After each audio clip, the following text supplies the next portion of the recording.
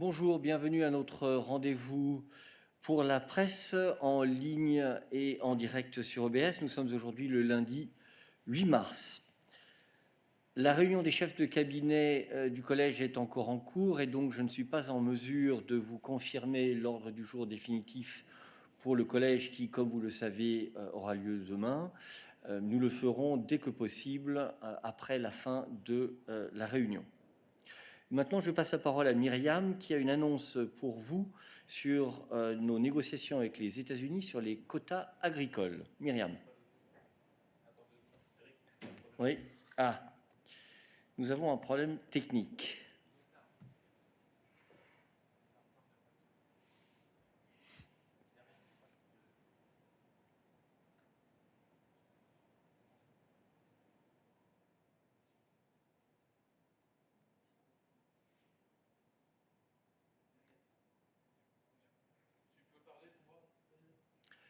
Test 1, 2, 3. Ça marche? D'accord, ce n'est pas grave, c'est le début de la semaine, l'informatique doit retrouver son rythme de croisière, donc je vous redis bonjour, je vous souhaite la bienvenue à notre rendez-vous quotidien pour la presse en ligne et en direct sur EBS. Nous sommes aujourd'hui le lundi 8 mars. Et donc la réunion hebdomadaire des chefs de cabinet est encore en cours. Et je ne suis donc pas encore en mesure de vous confirmer l'agenda définitif pour la réunion du collège qui aura lieu, comme vous le savez, demain après-midi. Nous le ferons dès que possible, une fois la réunion conclue. Et je passe maintenant la parole à Myriam, qui a une annonce pour vous sur les négociations avec les États-Unis sur les quotas agricoles. Myriam. Today, the European Union and the United States have concluded negotiations to adjust the European Union's World Trade Organization agricultural quotas following the UK's withdrawal from the EU. This is the culmination of 2 years of negotiations in the WTO framework to devise these EU quotas, with part of the volume remaining in the EU and part of it going to the UK based on recent trade figures. The agreement covers dozens of quotas and billions of euros of trade, including for beef, poultry, rice, dairy products, fruits and vegetables, and wines. You will find further information in our online press release and our daily news. Thank you very much. That brings us to the end of our announcements for today, and we will now move to your questions. And I start with Marina.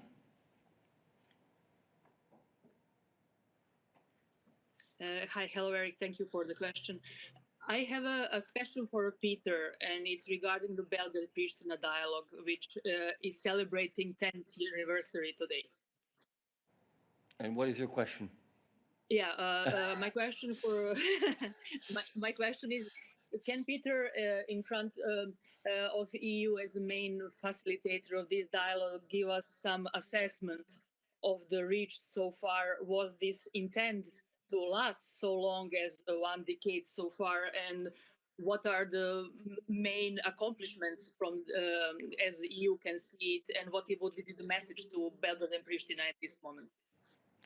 Thank you, Marina. Peter. Thank you. Good afternoon, and I hope you hear me without the echo we were hearing with Marina. So first of all, the 10th anniversary of the EU facilitated Belgrade-Pristina dialogue. The EU Special Representative Miroslav Lajčák was in the region last week, both in Kosovo and in Serbia, to hear exactly from both sides their assessment of the dialogue and how they see the continuation of the dialogue. And he was reassured that there is a willingness on all sides to engage in this EU-facilitated dialogue. Now, when you ask about the achievements, the long-term objective of the dialogue is to bring both parties, Serbia and Kosovo, closer to their European future. And the European path of Kosovo and Serbia goes through the dialogue. Over the past 10 years, the dialogue has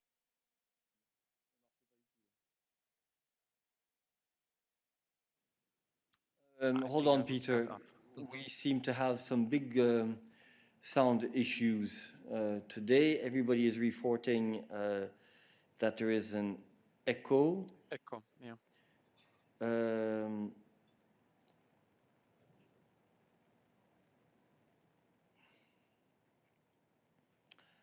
So we'll wait to see if we can find a technical solution, and then I will ask you to answer the question now we again. lost the sound completely. Hold on.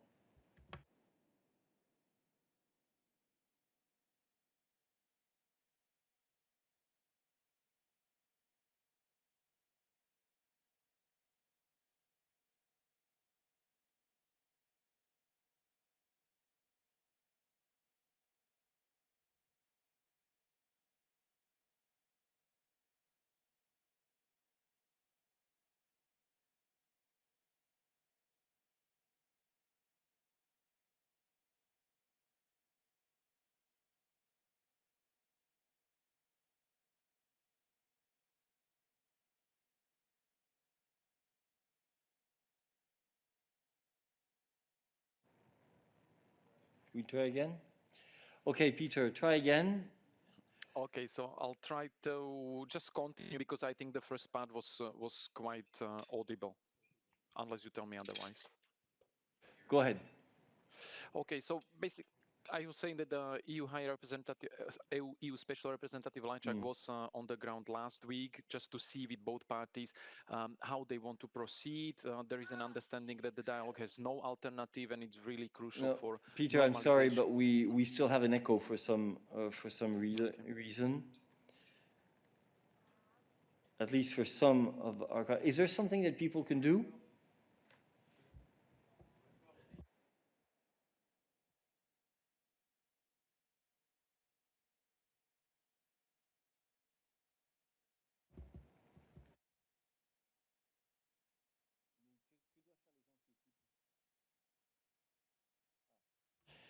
Okay, Peter, third attempt. Go ahead.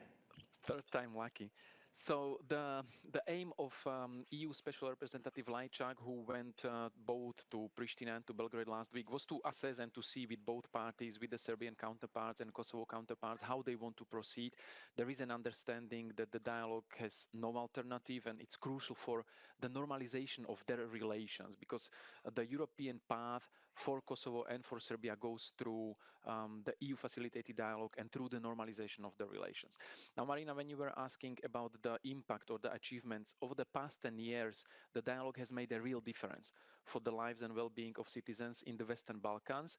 But after 10 years, it is really time to move forward now and bring this process to a successful end. And this is why we are working so closely and so intensively with the two parties on a comprehensive agreement to normalize relations between Kosovo and Serbia. And the member states of the European Union, they expect this dialogue to continue soon, to resume soon, and to see Belgrade and Pristina engage in earnest to bring this process to a successful end, rather sooner than later. Thank you. Are there other questions for Peter on the dialogue between Belgrade and Pristina? Lawrence, you have a question on this.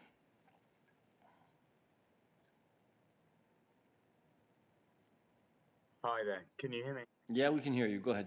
Right. Yeah, just a quick one, Peter. Apologies if this was asked last week. But Kurti made some comments to Euronews about a greater Albania and being a supporter of a greater Albania and the possibility of referendums on this in the future. Have you guys commented on this and said whether that's something that you that the EU feels uncomfortable with at all?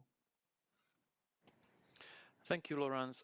The EU Special Representative, while holding talks in Pristina, had opportunity to speak with Mr. Kurti as well, and to discuss all the issues that are there in order to move the dialogue ahead. When it comes to specific remarks made by specific politicians, either in the media or somewhere else, you know that we usually don't comment on them, but generally speaking, the political leaders in the region, they should lead by example in promoting the climate of mutual trust, fostering good neighborly relations and regional cooperation, which are principles the EU is standing for. And we expect, as the European Union, everyone in the region to continue to build constructive and cooperative relations and to focus and intensify work on their own respective reform programs to move forward on the European integration path. And this also goes for Kosovo. which has clear European perspective that has been repeated several times. And we expect the new institutions in Kosovo to work in this direction. And we will continue also to work with all partners in the region bilaterally on their respective European path and towards closer and more effective regional cooperation and collaboration based on all those principles which are enumerated, and leading by example by promoting the climate of mutual trust is one of them. Lawrence, you have a follow-up. Yeah, I'd just like to push back to Peter on this because it got quite a lot of attention over the last few days. The much loved Rick Grinnell pitched in on this issue. Peter, when it was a question of land swaps and that issue came up, the EU was very clear to say we oppose land swaps. That would set off a negative precedent in the region. And obviously, any kind of Kosovo joining Greater Albania would be a land swap of a type. So, can you just give me a clear answer? Is this something that the EU opposes? I think this issue has been closed long time ago. We've been discussing it repeatedly. I mean, the main aim when it comes to normalization of the relations between Kosovo and Serbia is to achieve a comprehensive, legally binding agreement that is in line, that enhances also the regional stability, that is acceptable to both sides, first of all, and that is in line with the EU acquis. So this is the main focus of our facilitation, and both sides know what is doable and what is not doable, because in the end, it needs to be mutually agreed between the two parties themselves. Thank you. Are there other questions for Peter on foreign affairs? Will?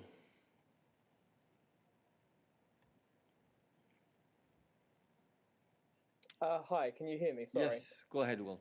Hi, I was just wondering for Peter if you had a comment on the Chinese foreign minister's remarks over the weekend.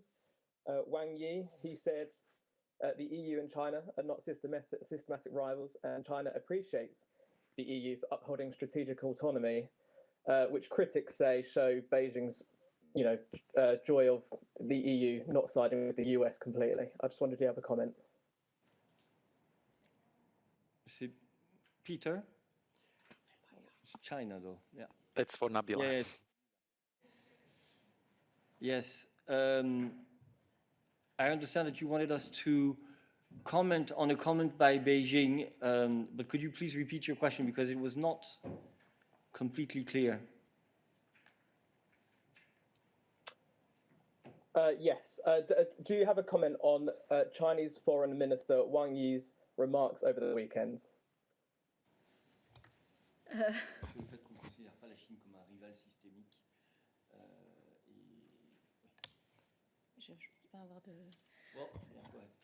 Well, I'm sorry, but I mean, as you know, we never comment on comments, and our position on China has been, we have been extremely clear. We have repeated it at many, all the time, HRVP, the President van der Leyen. So I'm not sure I can answer any of your question, especially relating to a comment by a comment, on a comment. Absolutely. I think our position on China has been set out very, very clearly. There are areas where we believe that cooperation with China is of the essence. For example, when it comes to dealing with climate change, we know that they are also a competitor in the economic field, and we have said time and time again that in certain areas they are a systemic rival, in particular when it comes to forms of governance. But this position is absolutely nothing new. We have repeated it here and in many other fora time and time again. Let us continue on foreign affairs. I pass the floor to Mas.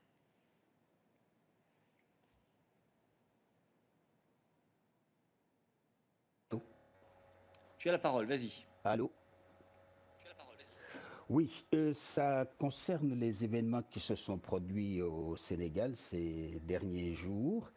Et étonnamment, je n'ai pas vu ou entendu une déclaration de la part de M. Borrell, de la part du haut représentant.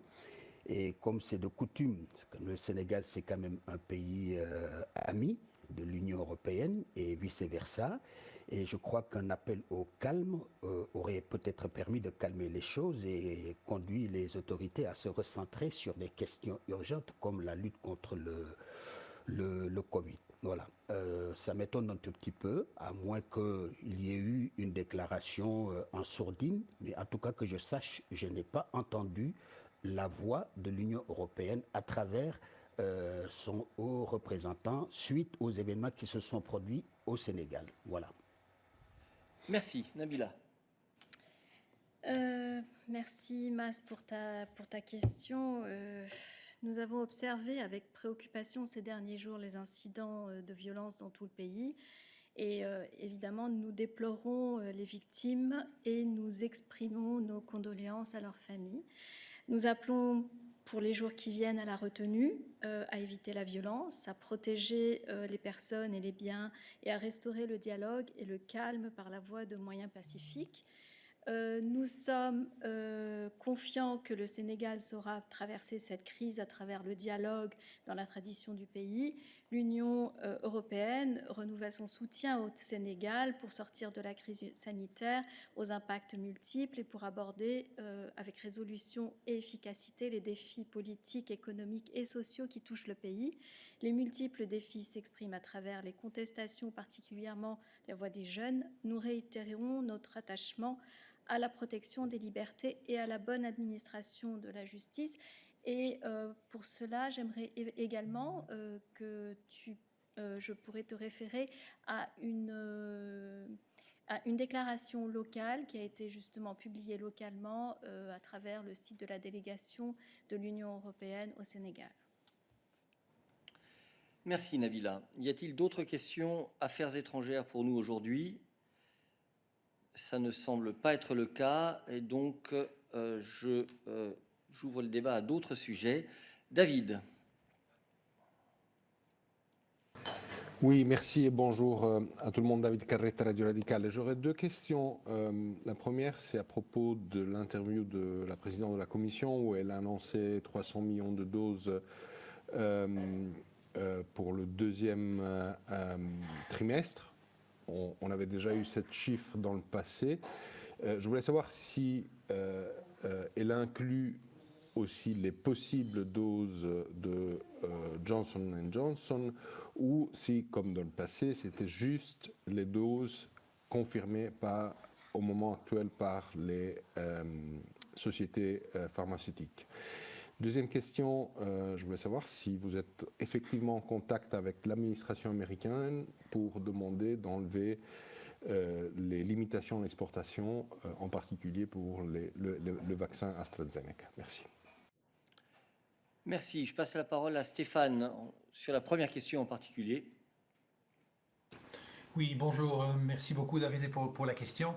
En ce qui concerne les chiffres que la présidente a donnés, en effet, dans son interview, elle fait référence aux toutes dernières discussions, je dirais, qui ont lieu, qui continuent à avoir lieu entre la Commission, les États membres et les sociétés. C'est sur base de ces discussions avec les sociétés que la présidente a en effet fait référence à une livraison plutôt de 100 millions de doses par mois, ce qui correspondrait à 300 millions de doses au mois de juin. Ceci prend en considération les capacités de production, la situation des différentes sociétés. Malheureusement, je ne suis pas en position de dire quelles sociétés sont incluses. Il s'agit des prévisions que nous avons suivant les discussions avec les différentes sociétés avec qui nous avons donc nos contacts. Merci. Et je passe la parole à Johannes sur la deuxième question que tu avais, David. Merci beaucoup, Eric. Donc, les États-Unis et l'Union européenne sont des partenaires, comme tu sais très bien. Et donc, aujourd'hui, le commissaire Thierry Breton va avoir un meeting, si tu veux, avec son homologue, le chef de la task force américaine, Zins, sur justement la question. Il y a un intérêt commun à éviter des soucis des entreprises américaines avec des subsidiaires filières en Europe et vice-versa. Et ça, c'est exactement ça sera le contenu de la discussion.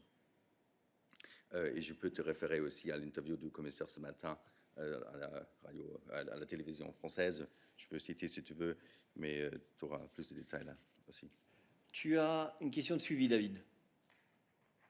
Oui, pour Stéphane, très rapidement, est-ce que Johnson & Johnson, qui n'est pas approuvé pour l'instant, est inclus dans le calcul des 100 millions ou 300 millions des prévisions que vous faites? David, je peux avoir la parole? Merci. David, la présidente, dans son interview, n'a pas fait de distinction entre les entreprises. Donc, le chiffre qu'elle donne est le chiffre global que nous visons à l'heure actuelle pour le deuxième trimestre. Tu sais, comme moi, que la situation évolue et c'est pour ça que nous sommes toujours très prudents avec les estimations, car elles évoluent en fonction de nos contacts avec les entreprises, de leurs perspectives sur le court et le moyen terme.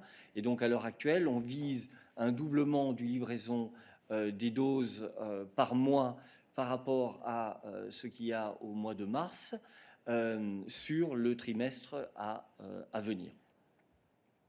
Tu as encore une question de suivi, David?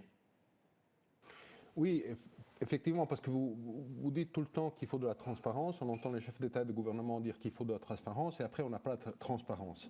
Et si Johnson & Johnson est inclus dans le calcul, c'est assez clair qu'il y a 80 millions de doses en moins par rapport à ceux que vous avez prévus jusqu'à maintenant et communiqués aux États membres et aussi publiés sur le compte Twitter, ton compte Twitter, par rapport aux prévisions que vous avez faites à la fin du mois de février pendant le Conseil européen. C'est pour ça que j'insiste, si c'est possible, d'avoir des chiffres transparents, parce qu'on ne peut pas dire on double ce qu'on fait aujourd'hui si les prévisions et les engagements contractuels étaient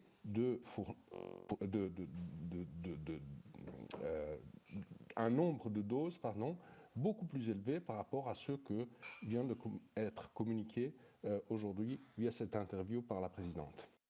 Non, je suis désolé, David, je ne suis pas d'accord avec toi. Le fait de dire que si nous livrons 300 millions de doses sur le deuxième trimestre, se concrétise, se représentera un doublement en termes de rythme mensuel moyen de livraison par rapport au mois de mars, c'est une affirmation qui reste vraie, quel que soit le nombre d'entreprises qui contribuent à cet effort. Une autre chose, c'est de savoir si cela correspond au calendrier de livraison que nous souhaiterions voir par rapport à l'ensemble des entreprises qui peuvent participer à l'effort, y compris Johnson et Johnson.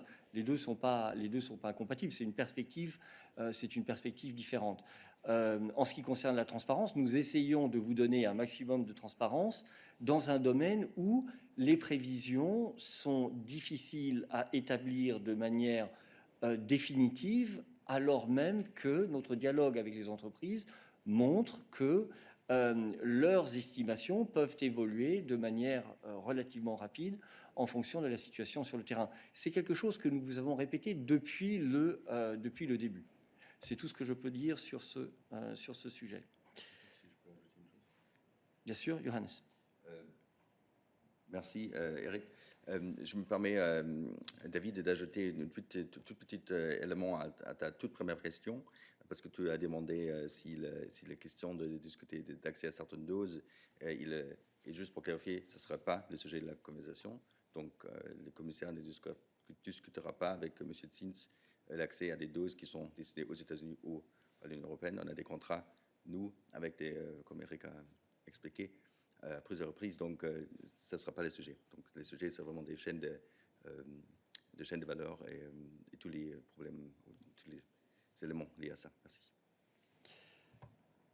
Parfait. Continuons sur le sujet des vaccins et j'ai Wei Chen.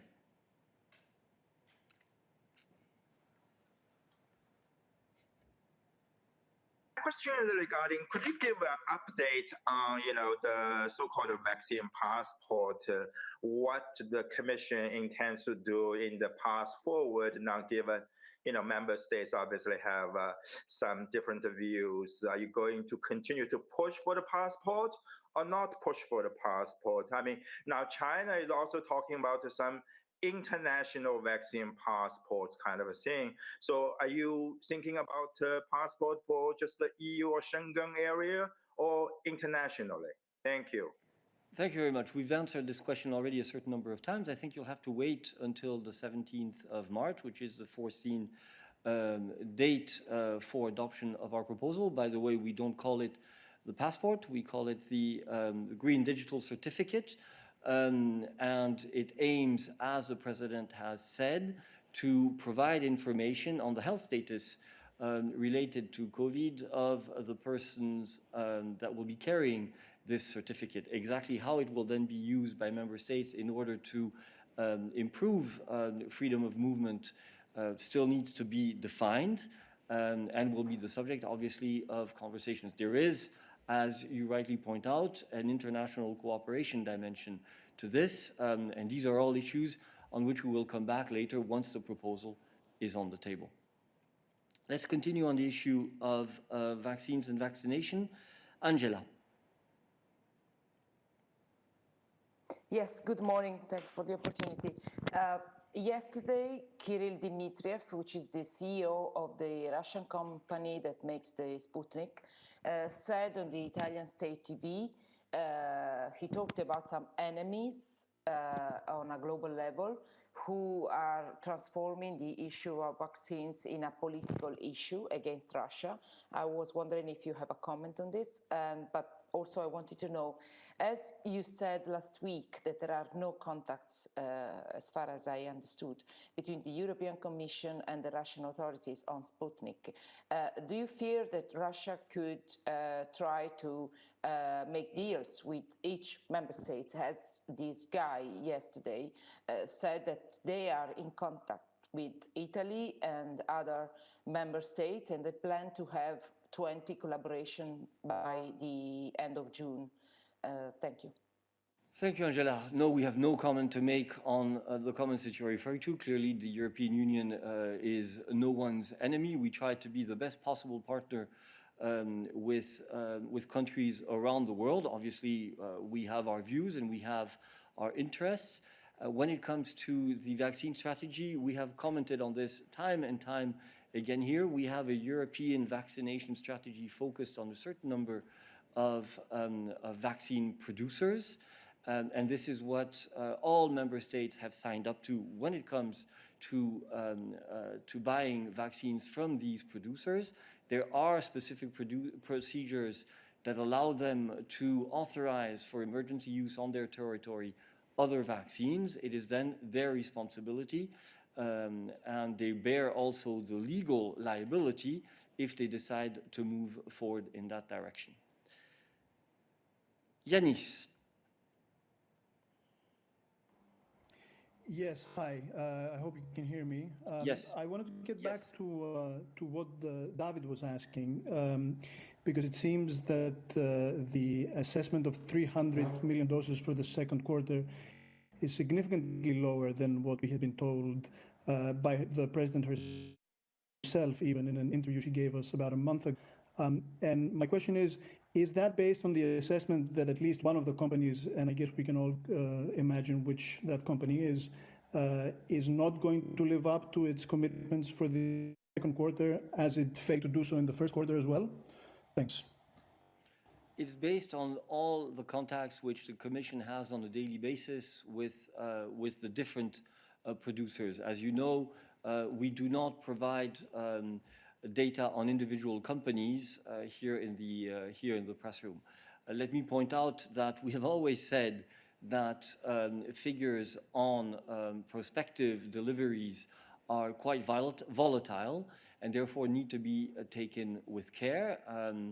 The President is trying to provide updates every time she can, and these things are going to continue to evolve most certainly. So for the moment, we are aiming for a doubling of deliveries to EU member states in the coming months compared to what will have happened in March.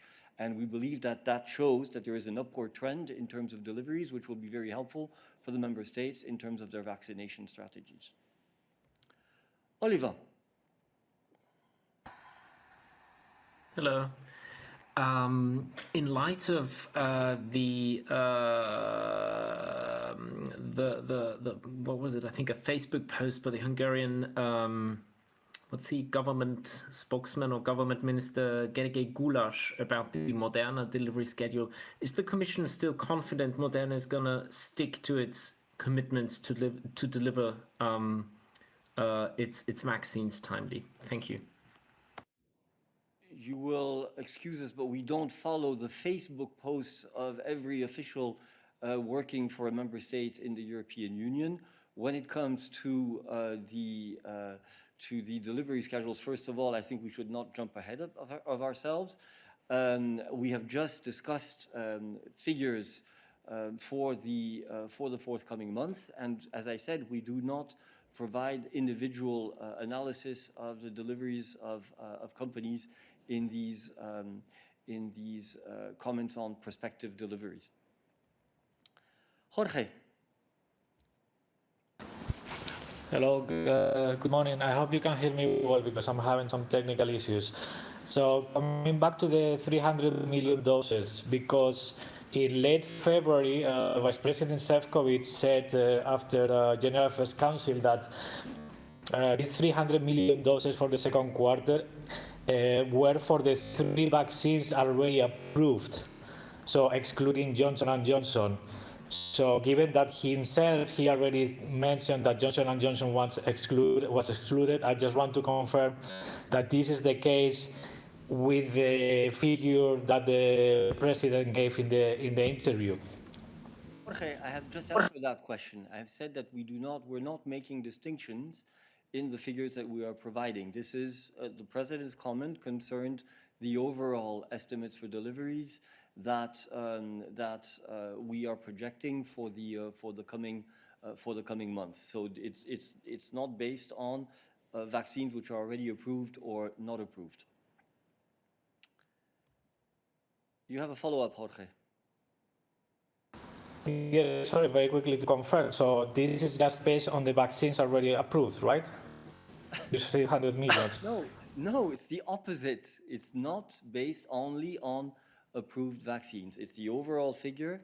It's the estimate for the overall figure of deliveries that we hope for the second quarter. So we're not making a distinction between vaccines already approved and vaccines not yet approved. And as I said, these are prospective figures which may still evolve, which is why we're always extremely careful when we give figures on forthcoming deliveries. Mose. Yes, hello, thank you, Eric.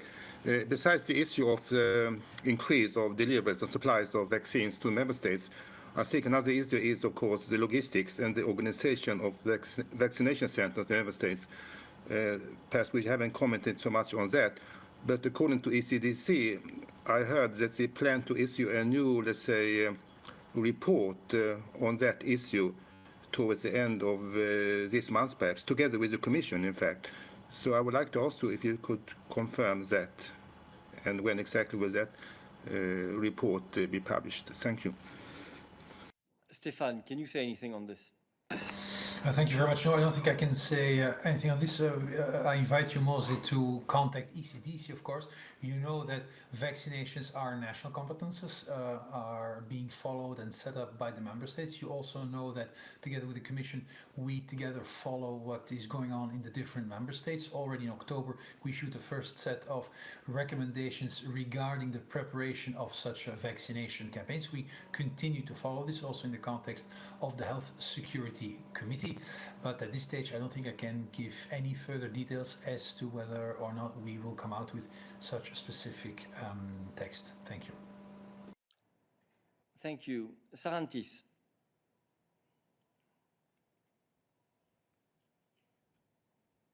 Just wanted to ask you, does the European Commission consider at all the political implication of Sputnik's authorization, or you only focus on the health aspect? I'm asking this question as we see an increasing number of Balkan countries expressing frustration with the EU, and they officially turn to Russian and Chinese vaccines. I mean, Where is there any political aspect in the whole discussion, or you don't consider that at all?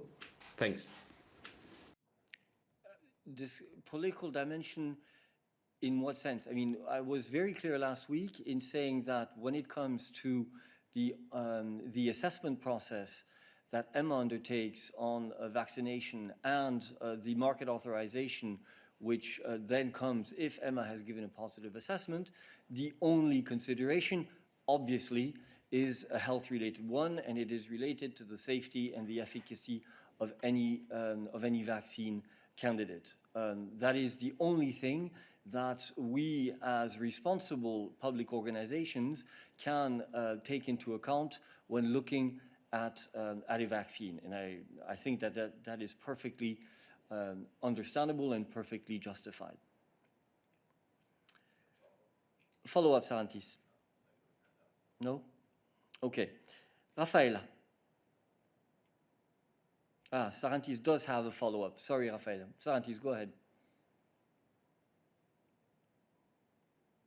Basically, a couple of weeks ago, the Commission President said that, well, actually wondered in public why Russia is promising millions of vaccines across the world while it hasn't vaccinated its own people. So there was a clear sign of an attempt to politicize it. This is how most people perceived it. That's why I'm asking this question. Well, that's not how I had understood your question. The President referred to an obvious fact related to percentages of vaccination. I was answering on a different issue in terms of how we discharge our duties. And this is only based on what I have just described to you. The fact that you can ask yourself questions on the announcements that are made on the willingness to deliver vaccines to countries outside of Russia is a different question. As far as we are concerned, the most important thing is that we have put in place, as you know, support for COVAX in order to ensure that vaccines can reach low and middle income countries. We also have discussed solidarity mechanisms with the member states in order to help our partner countries, in particular in our neighborhood, access vaccines. And in that sense, we are showing our solidarity with the rest of the world. Tommaso. Or sorry, no, apologies. Rafaela, I had cut you off. Rafaela, you have the floor. Thank you, Eric. May I just come back to Oliver's question, as I did not really get the essence of the answer, but I think we're all quite interested in this topic.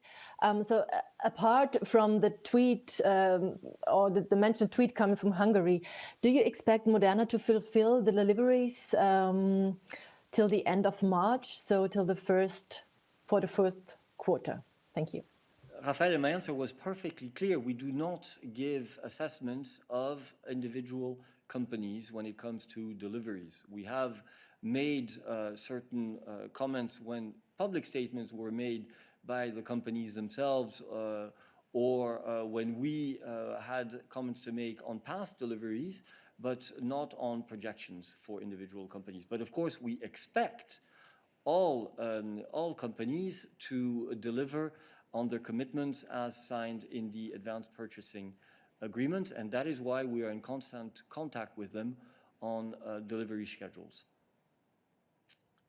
Tommaso. Yes, thank you for the floor. Tommaso Gallavotti, in Kronos, Italy. It's just a follow-up on the same issue. In the sense, from the numbers, I guess that there is still a big problem with AstraZeneca. I know you don't comment on single companies, but given that Mario Draghi decided and the Commission agreed to block the exports of 250,000 doses of vaccine to Australia, I wonder if you have the impression that AstraZeneca got the message or not. Thank you.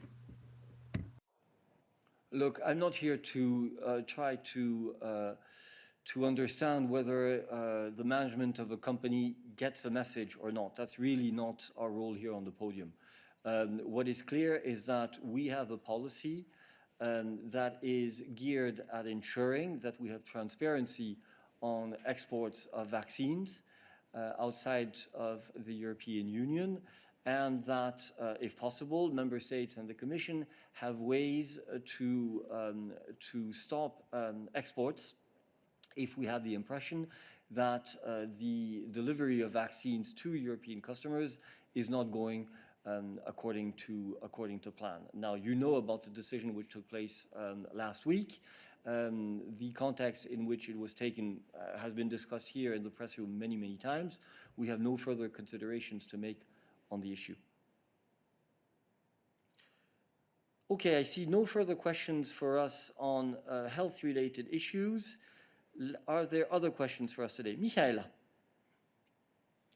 Thank you. Bonjour Eric. Bonjour. Vendredi dernier, la Belgique a décidé de prolonger l'interdiction des voyages non essentiels jusqu'à mi-avril, au grand désespoir des Français qui habitent en Belgique, notamment.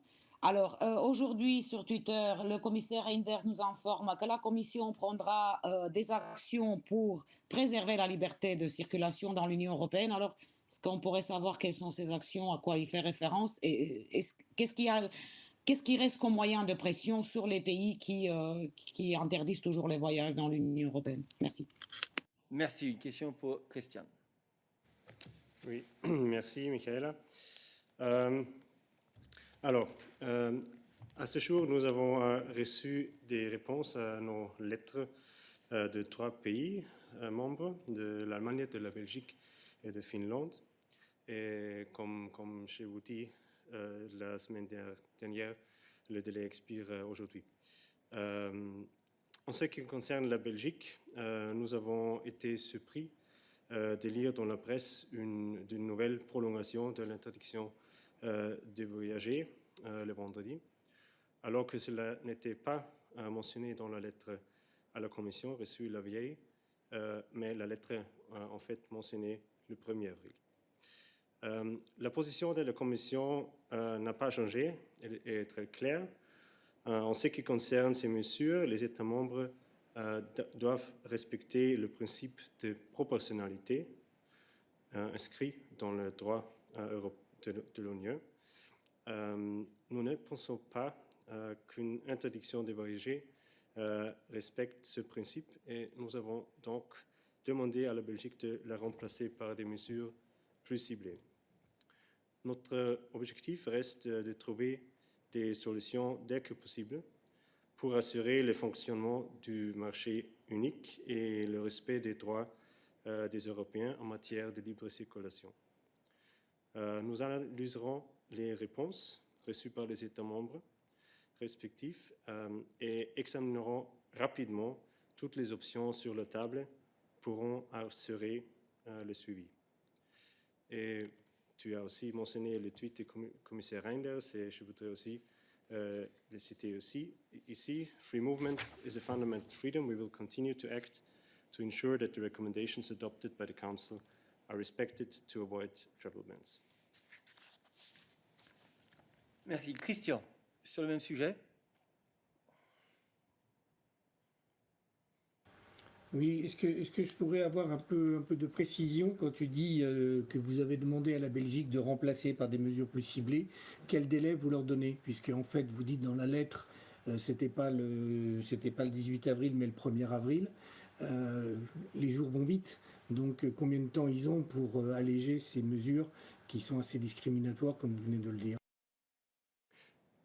Non, pour clarifier ce que j'ai mentionné, j'ai référé à la lettre que nous avons envoyée il y a 10 jours ou 2 semaines.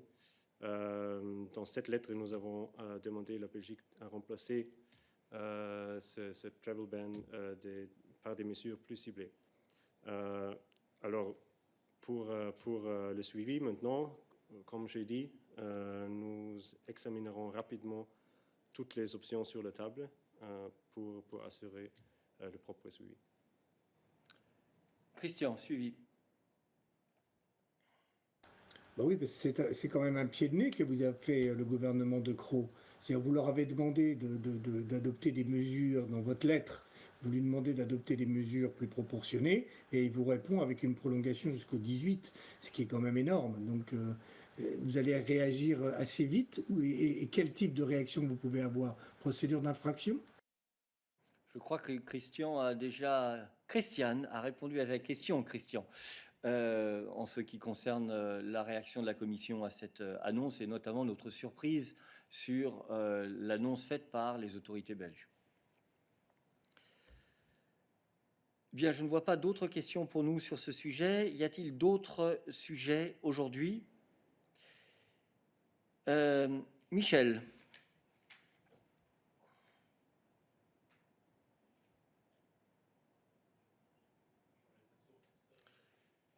Problème de source de micro, me dit-on.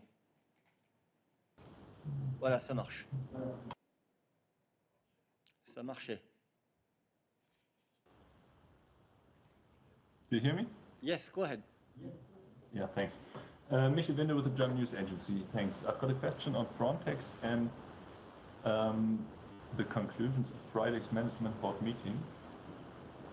I'd like to know what your position is on the working group report and what's going to happen next. And could you please explain, or do you have an explanation that almost 1.5 years after the new Frontex regulation came into force, there are still such substantial deficiencies? Thanks. Thank you. This is for Adalbert. I hope he could hear you because the sound was not great. I could hear you loud and clear. Thank you very much, and thanks for this question. Indeed, having in place a European border and coast guard that is strong, effective, and well-functioning is a priority for the Commission, and from of delivering on its mandate, which is set out in the law that entered into force in December 2019. And that Adalbert, I'm sorry, but there was an interruption. I'm going to ask you to start again. Thanks. Okay. Thank you. So I started by recalling that having in place a strong, effective, and well-functioning European Border and Coast Guard is a priority for the Commission, and that Frontex, the agency, has in this respect an essential task of delivering on its mandate that is set out in the law that entered into force in December 2019, and that in fact builds upon previous legislation.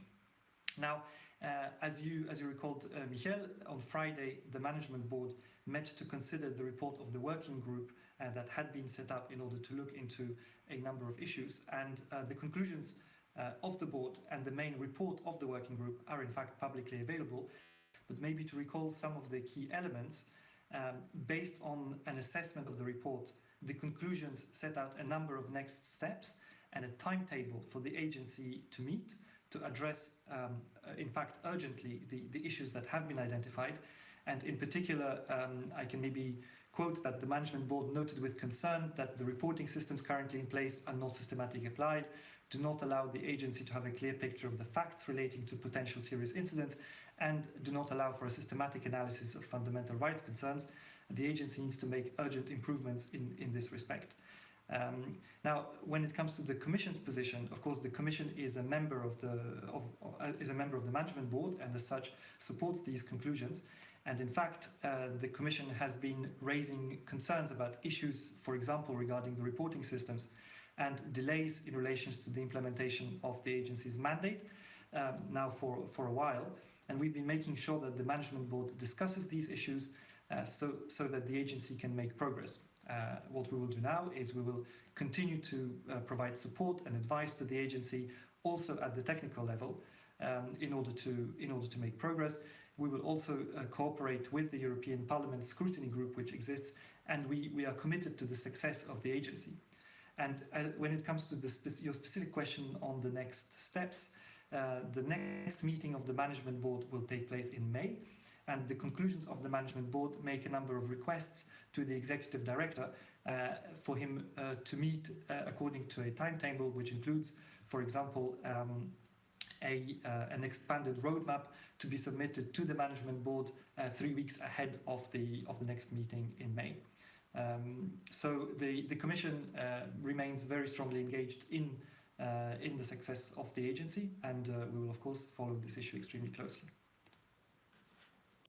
Thank you, Adalbert. Are there other questions for Adalbert today? That is not the case, so I give the floor to Rafaela, who had another issue. Rafaela, you have the floor.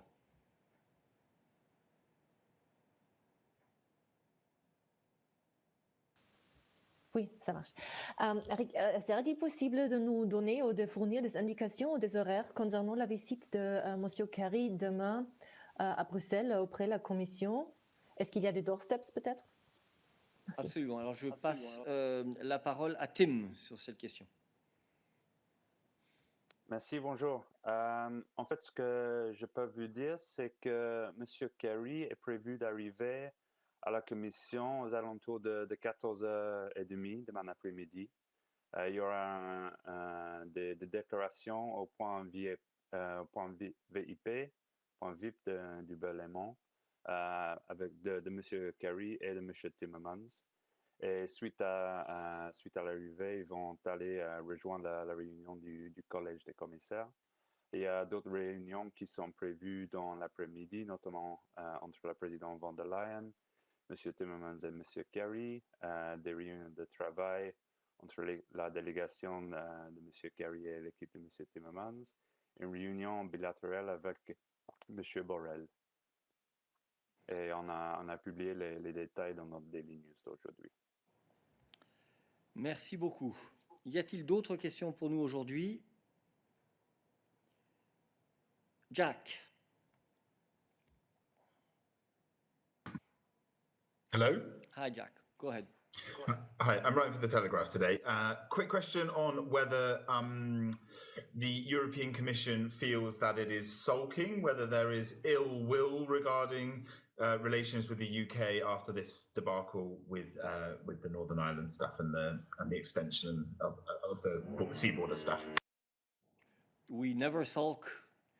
We don't have moods. We are an institution. So we try to work on a day-to-day basis with a very, very even temper. Any other questions for us today? That does not seem to be the case, so thank you very much and see you tomorrow for the college readout.